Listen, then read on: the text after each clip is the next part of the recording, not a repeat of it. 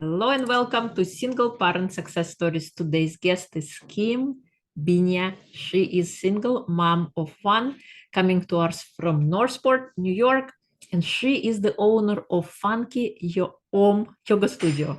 Welcome, Kim. It is a pleasure to have you. Thank you so much for having me. Yeah, you're welcome.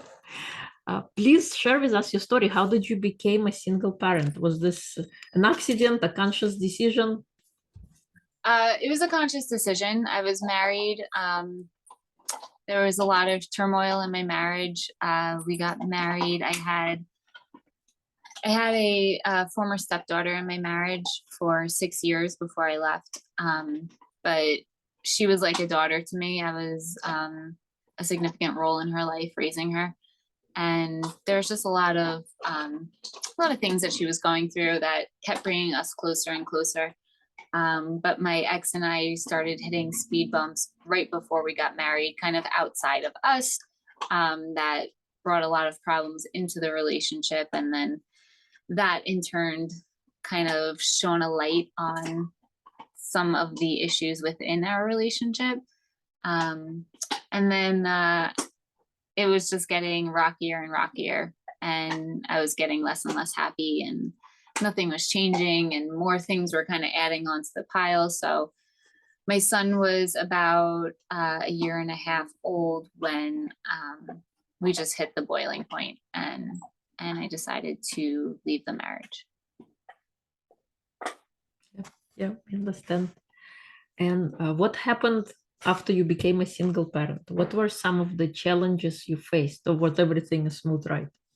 Oh no, not a smooth ride. No. So I've always been an independent person. So leaving my husband and essentially the family, with my son, we moved into my parents' house and we shared a room there. My son was 15 months old. I mean, he was like a year and a half, and just kind of being an adult with adult responsibilities, living in my childhood bedroom with my parents was a lot to adjust to. And it was something that I started to realize very early on that it wasn't something I was willing to adjust to. So I had a little bit of money saved up, but I started putting all of my money that I could away so I could get something for my son and I. My parents have always been very supportive. They're lovely people, but just, the last time I lived with them was probably 19 years old. And then I was 31, I think, and had a kid. And it was just like, going through all of this, it was just a lot. So that was a very big challenge. So I lived with them for about 4 months, and then I got an apartment for my son and I. Kind of went over budget of what I should have been spending, but I found a great place right on the water. It was very tranquil for us, and we were there for about a year and a half. It really helped me specifically heal, kind of clear my mind out a bit. I remember when I first split from my ex, I went to get my son's haircut, and I was trying to take a picture of him and me with him in the chair. And I jokingly said to the hairdresser, everybody says how hard single parenthood is, and the hardest thing is just taking these pictures of us. And she was like, just wait, it gets harder. So, so I was like, that was probably silly for me to say. And then, it was financial things. It was time management. It was, luckily his dad is very involved in his life, so he sees him. It's not that I'm the only parent in his life, but it definitely was a learning curve to figure out how to be fully present as a mom and then detach from that when he went away. So when he would go to his dad's house, I remember the first time that he slept at his dad's, it was heart-wrenching for me, especially like we still do, we video each other every night, so whoever's not with our son can talk to him. But I remember the first time, it was just devastating hearing my son with his dad and my former stepdaughter all together playing, and I was the odd man out, like I wasn't there, and that was really tough for me. A big struggle that I faced even making the decision was knowing that I wouldn't be involved in her life and my stepdaughter's life any longer. And I had high hopes that it would work out to be better than it is, but it could certainly be worse than it is. We get along fine whenever I see her. but we're not as close as we once were, and that hurts. So yeah, the detaching from my son, being like full-blown mom and then full-blown Kim at the drop of a hat is interesting. It's definitely an interesting dynamic and a paradigm. So now I've been living this life for quite some time, so I'm a little more used to it, and it's definitely gotten easier. But going from that mom mode of, you know, did you change your socks? Did you brush your teeth? Did you wash your face? Did you take a shower? Did you wipe? Did you wipe everything? Did you clean everything? Did you? Are you sure? Do you promise? You didn't? Okay, go do it again. To then being Kim. It's a very strange situation to bounce back and forth, but it definitely has its perks, and it also has its drawbacks. Yeah, and you're so right, you know, adjusting back and forth. And for me, I didn't have kind of different situation. I lost myself in my marriage, and I didn't have that identity. I was someone else's mom. I was someone else's wife. Who am I? So rediscovering who I am in the process was different. But I totally get you, like how you always like, I'm a mom, and now you have to switch back. Yeah, I mean, I think I experienced something similar too. I was completely lost. I was living, you know, I became an instant mom when I moved in with him and his daughter. And that was a lot to undertake and a lot to move through. I felt like I was in this massive identity crisis. I was, I think, 26 or 27 when I moved in with them. And it was like all of my friends were like starting to settle down with boyfriends. And here I was just like taking a little child to soccer practice and going to back to school night and things like that. So then adding my own son to the mix on top of having this big gaping hole in our relationship when a certain situation happened, it was like I was very lost. I had no idea who I was. I was a shell of who I used to be. It was very lonely and very like sad, but I'm so far from that. It's so hard to put myself back there. But I remember like several clips of my life, like little flashbacks of standing in certain places and just like, I remember hysterical crying in my old kitchen at his house, and just being like, what is like, what are we doing? Who am I? What is my purpose here? It didn't seem like I was ever doing enough for whatever role I was trying to wear. And then finding myself again was a big challenge for sure. Thank you for reminding me of that, because that was definitely interesting. And I found like the best remedy for that was doing something for myself. I was just talking to somebody about this recently, actually, that like making an extreme absolute habit of doing things for myself. Not once a month, not once every couple months. This is like every single day doing something for myself. Otherwise the burden of it becomes, I mean, it all becomes a burden, really. You know, it's everything seems like a chore and like you're on a hamster wheel and pressing repeat every morning. Yeah, so true.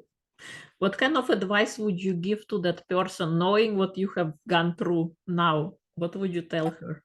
That person who was standing in the kitchen, crying, asking herself, what am I doing? What will you tell her? I think the scariest part of a divorce or a separation from your partner is leading up to it and that unknown. Knowing that there's so much happiness and so much light outside of it is something that I really tried to hold on to. And that's what got me through those like months leading up to me actually leaving. I really was focusing on the rebuilding instead of the destruction. So instead of focusing, I mean, this is maybe not the healthiest way to do it, but instead of focusing on like, oh my God, I think I'm going to leave my family. I think I'm going to take my son with me. Oh my God, this is going to be a mess. There's going to be courts. There's going to be all sorts of things involved in this, and losing not only my former stepdaughter, but also his family, who I was very close with, and him, my best friend at the time, you know, losing that was something I didn't even realize until we were like in the process. Here's my puppy. He's coming to say hi. that was all very daunting and very heavy, and I couldn't find a way to like move through every day with focusing only on that. So I started making like vision boards for myself on my computer, where I would have like the biggest pipe dreams that I could possibly make up of like where I wanted to live. Oh, in the Caribbean. Oh, okay. Like I wanted to have a palm tree and live on the beach and have this beautiful home and have my own business. Doing what? I have no idea, but I'm going to have my own business, live on my own terms, do my own thing. My son's going to be there. He's going to be happy. He's going to be thriving. Having like, I think I had like 15 puppies in my vision board. I had like, I think I had a Jeep Wrangler. I always wanted a Wrangler. I had that. Like, so I was just really focusing on like, okay, instead of everything falling apart, everything has to fall apart in order for things to be rebuilt. So this is my chance. This is what I need to stay like hyper focused on. Put the blinders on to everything else and just worry about my son and I and us being safe and happy and getting to a point where we're able to like do this and live a life that we actually want to live. I think it's important to focus on what you want, because then where your energy goes, what was it said? Where your focus goes, your energy flows. So yeah, totally. yeah. So do you have 15 puppies? I only have one puppy. Okay. But I do have a Wrangler. I do have, I mean, materialistically, it doesn't really even matter what I have. I just know that I found that happiness that's inside of me instead of finding it in anyone or anything else around me. And that's been so freeing and so liberating. Yeah, it's so true, because we always look for happiness in the next job, next partner, next house, but all the while it's all inside. We don't have to go far. Just Yeah. turn inside. What are There's some of the a yogic philosophy on that with how us as humans, we create so much suffering by constantly thinking like, oh, when I get this, I'll be happy. When I get that, I'll be happy. When I do this, when I move there, when I meet this person, when I fall in love, when this. And it's like, no, because then you're going to be thriving for the next thing. You're going to be still not thriving, striving for the next thing. You're going to constantly be reaching for something else. yeah. What kind of advice would you, or no, another question. What do you think is the best trait to instill in a child, most important trait? Most important trait to instill in a child. Well, I have a kids yoga business, so I have several thoughts on that. I think the most important thing to instill in a child is to let them understand their feelings and be able to express them and have no negative consequences to any feeling that they ever express. I think that's extremely important. If we can learn to do that with our children at a young age, I believe that that will help them and us stay close to one another as they grow up and have, you know, they say like little kids, little problems, big kids, big problems. So I'd rather be instilling that now than it being too late when the big problems start to come. Yeah, it's so true about the feelings and emotions. And oftentimes as adults, we can't articulate how we are feeling. So Yeah. starting early, I think, is important when they're still little and it becomes part of their life. What Totally. kind of day-to-day habits do you have that allow you to experience beautiful energy and where you are today? I know you're the yoga owner, studio owner, so it's, yoga is probably in your DNA, but what other practices do you do for yourself? I meditate every day.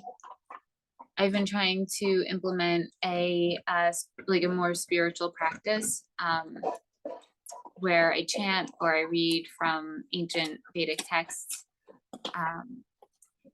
I think the most important thing that I try to do is give myself that alone time when I need alone time. So if that means like I'll tell my son, Mom's going into a chill out. I need 5 minutes to just calm down. If that means I'm taking a shower for those 5 minutes or I'm sitting in my room for those 5 minutes or whatever, I think it's really important instead of stuffing the things down and like compartmentalizing, because that's a tendency that I have is to compartmentalize things. And then allowing myself to be present wherever I am with whoever I am. So instead of thinking like, you know, while talking with you, instead of thinking about 15 other things that I have to do after this, no, I'm here. This is where I am. And then I give myself a little bit of wiggle room between things so I can, you know, regroup and focus on the next thing that's coming. But really trying to stay present and really honoring how I'm feeling. And I think that goes back to sharing with children, like what's super important. So if they can see me leading by example of like, okay, what you just did really upset me and it's not your fault, but I'm hurt right now. So I need to feel this and then we can talk about it. Like that to me makes a lot of sense. And then that shows the children that it's okay to do that too, to feel those things. And it helps obviously me because I'm able to verbalize what's going on. I'm able to give myself that time. So true about being present. And another, I think, unintended benefit is you actually feel living when you slow down, because our pace of life is so fast. We're constantly answering emails, checking things, ticking boxes off. That Totally. sometimes days just fleeting. So having those moments of presence, whether it's just sitting doing nothing or appreciating a sunset or beautiful nature or savoring that morsel of food, allows us to slow down and actually have the experience as opposed to just rushing all the time. Totally. How did you, were you always I called into yoga, or did that came after the divorce? No, it came after the divorce. I went to maybe 5 classes in my life before I got divorced. One of the first classes the first class I ever went to, I used to play lacrosse in high school, and like a girl came in and gave us a yoga class, and I was like, that seemed cool. And that was in high school, like fast forward like a decade at least. One of my friends and I, we were getting married around the same time. So we joined a gym together, and she was like, let's take a yoga class. I was like, all right. So we took a class, and it was called Silver Sneaker something, and it was for senior citizens. It was for like 65 and up. So here we are, like early 20s, trying to do these postures, and they were all doing it, and we're like, we can't do this. So then I think I went to another class at another gym at some point. And that was really it. Like, that was it. I've always been spiritual. I've been on a spiritual journey since 2009, just trying to heal some traumas that I've been through in my life. And when I moved in with my parents, with my son, it was, like I said before, it was very challenging to try to stick to a routine with my son, try to do what I thought was best for my son and have them chiming in, but then also try to like be my own person and go out, and then them asking me all these questions. So there wasn't a lot of room for me to just be by myself at their house. And I would just start going outside. I started listening to meditations. Oprah and Deepak Chopra had like this 21-day or 26-day meditation challenge. So I tried doing that. And then after I would meditate, I would just like, luckily it was the summertime. I was just outside, and I would just move into different postures. And I was like, this feels really good. And then I had moved into my first apartment, and I was scrolling through Instagram, and I saw something about kids yoga, like a kids yoga certification. And I was like, oh my God, it's probably so cute. Like little kids doing downward dog. Like that's probably adorable. And I started reading more into it, and it was talking about meditation and mindfulness and gratitude and kindness and compassion and breathing exercises. And I'm like, these are things that I used to do with my former stepdaughter. Like we used to do these things all the time. I was like, that's yoga? I thought yoga was downward dog, you know? So I looked into the certification, and sure enough, like everything that I had been practicing on my own and with my former stepdaughter was part of this training. And I was like, that's cool. So I ended up taking the training. I got my certification. I got like a 23-hour certification from there. I started up my own kids yoga business like right away. And I saw that there was such a need for this, that there was such a need to show children all of these different ways to kind of look at life, and it just a different viewpoint. So then from there, I got interested in learning more postures because I really didn't know many. And then I took a 200-hour teacher training. Then I took a 300-hour teacher training. Then I took like several bhakti courses, which is the yoga of devotion. And then I took more kids trainings, and it's just kind of been snowballing from there. Awesome. But it's, I guess, goes to say about your rediscovery process. You were figuring out who you are, and you found yoga, and it fulfilled two purposes. You found yourself, and you actually found something that's good for your well-being. Yeah, 100%. So many people take yoga kind of stemming out from some sort of big destruction in their life or a traumatic event or needing something. I meet so many moms who are like, I would love to try yoga. I'm like, come just try. Like, because if you give yourself that hour, one of my favorite things about the studio that I acquired, I used to practice here. And one of my favorite things was that they would always say, you have 60 minutes to yourself. You can take the class as we guide you. You can do your own thing. You can sit in child's pose and cry for 60 minutes, whatever it is that you want to do. And I was like, that's awesome. Sign me up. Yeah, that's amazing. I love it. What do you think was the smallest thing you've done that had the biggest impact on your life so far? That's a good question. Small thing I've done.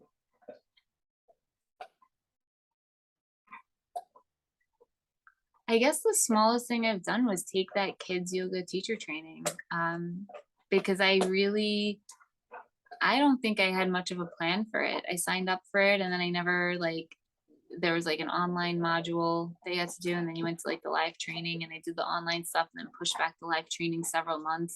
I was like, what am I doing?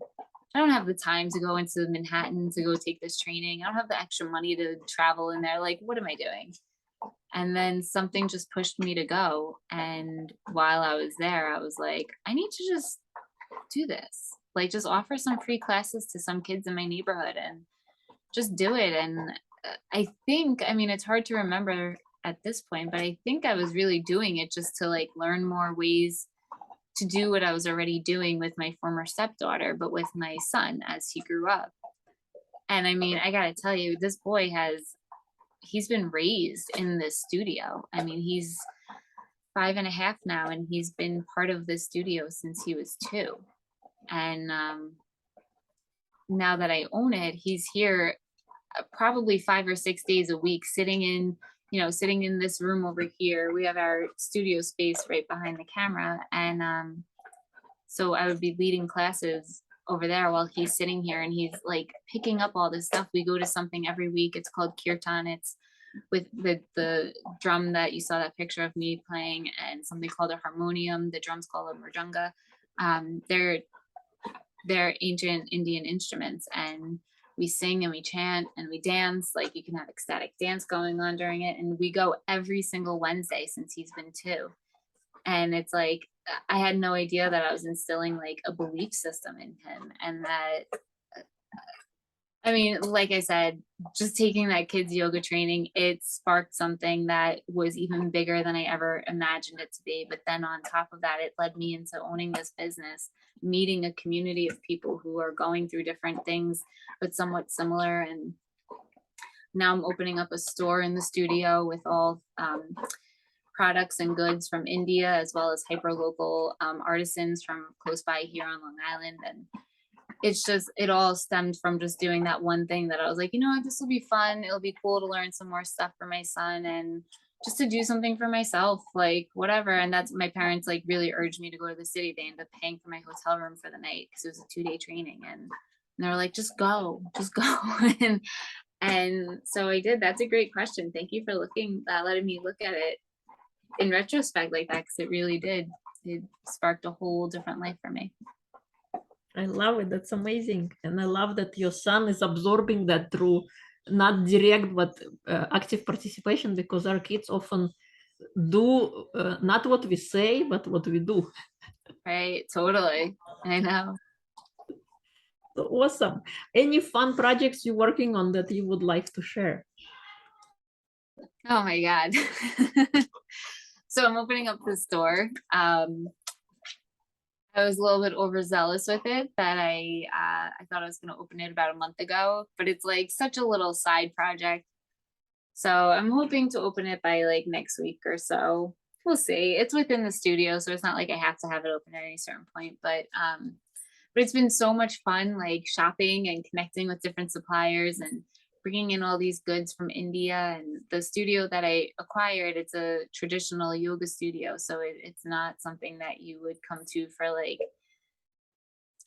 like get drunk and do yoga or anything like that. It's like a very it's a very traditional yoga space, and we learn a lot about the philosophy of yoga here. And so it's really cool to incorporate some goods from India, where yoga began, and connect with people in India and talk with them and understand their culture a little bit closer, you know. So that's been a lot of fun. And just trying to like keep this place going, like just having fun with it and offering really interesting workshops and learning deeper into things. I'm actually starting to dive deeper into Buddhism and understand that a little bit more. And it's just, it's really cool to have a career in this spiritual realm of things, because it's like I get to learn about things that interest me, that are helpful to me, that I can then share with other people and teach other people and help them. And that's, I mean, with my kids stuff, that's what's so cool, is when I train adults to be kids yoga teachers, it's like, wow, the amount, I know how many children I teach a week. And then if this person teaches that many children a week and that person teaches that many children a week, like this stuff has the capacity, the potential to really shift a lot of children's lives. And you know, we never know where students are coming from, what their household is like, or what experiences they've had. So just teaching them how to breathe and things like that, that went like so off on a tangent, but everything's so intermixed with my things going on here. So it's all just one big project, I think, and it's a lot of fun. I think that's incredible. That's amazing. I love it. Congratulations on launching, starting your store. That's awesome. Is there anything I haven't asked that you would like to share? I don't think so. I don't think so. All right. If people would like to find you, connect with you, take your yoga class, where would they go? They can reach out to me on Instagram at the Funky Om. That's TheFunkyOM. That's the studio name. There's also the kids program, Funky Om Kids, on Instagram. And then my personal account is All My Bliss, and that's where I do something I didn't even talk about it. I do tarot readings and intuitive messaging and guidance. Yeah, right there is where you can reach me. Any of those places. Awesome. Thank you so much for coming on and sharing your story and your wisdom and your amazing recovery after your divorce and figuring yourself out. I think it's incredible. Thank you so much. Thank you so much.